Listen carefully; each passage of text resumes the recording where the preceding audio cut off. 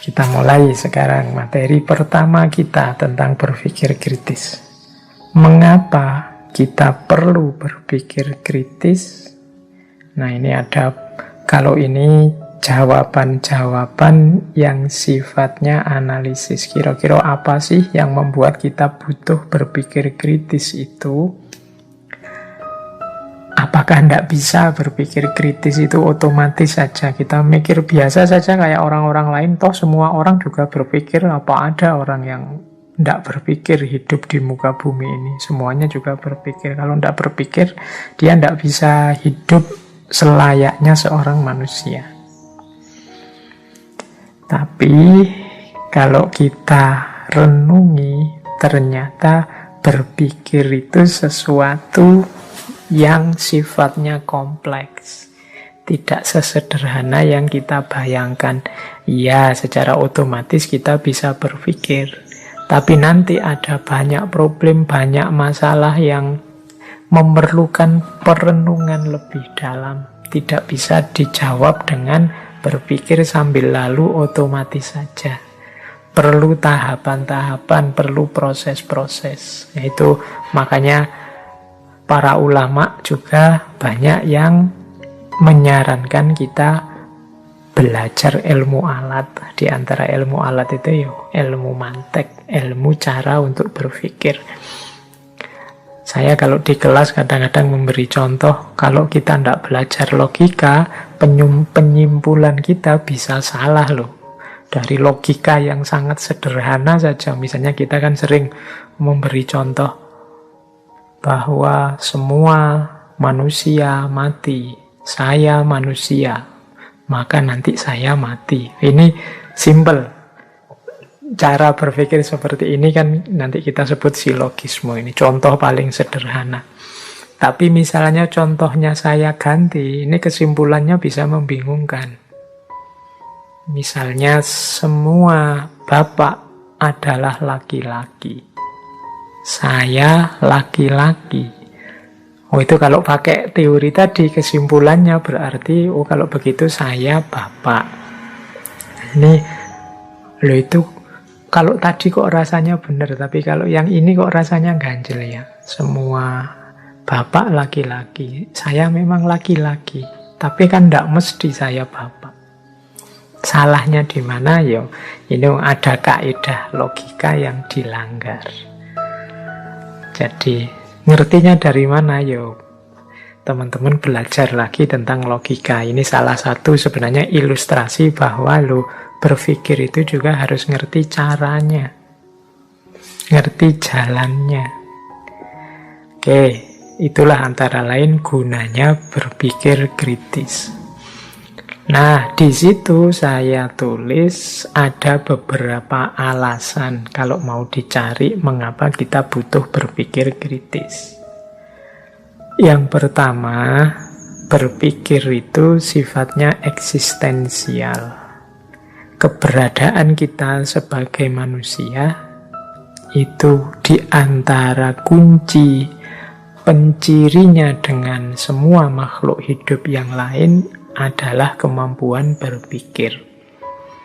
Para filosof zaman dulu mendefinisikan manusia itu sebagai binatang yang berpikir. Nah, ini berarti penciri utamanya manusia itu berpikir. Sehingga kalau manusia kehilangan kemampuan berpikirnya, dia berada dalam bahaya. Mungkin dia jatuh ke ranah kebinatangan sehingga hidupnya tidak tertib, tidak tertata, isinya hasrat, ambisi, tidak cerdas, sering jatuh dalam kekeliruan, kesalahan, atau juga jatuh ke ranah asfala safilin, kalau bahasanya Al-Quran bahkan lebih rendah dari binatang.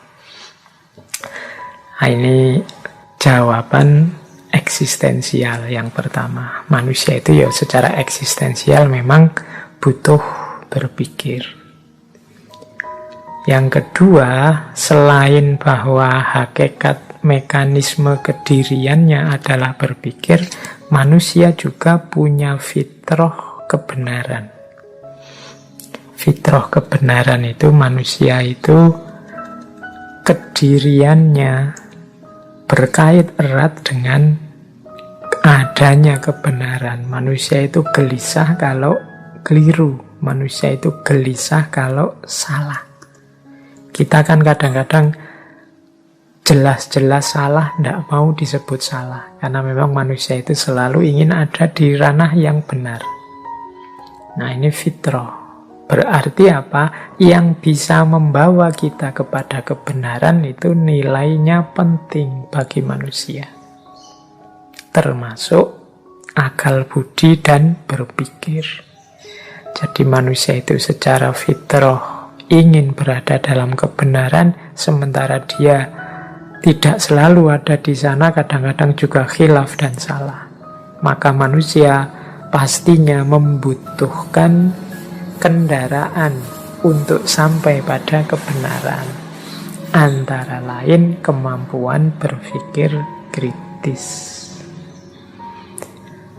Yang ketiga, secara pragmatis manusia itu membutuhkan berpikir untuk hampir semua wilayah kehidupannya.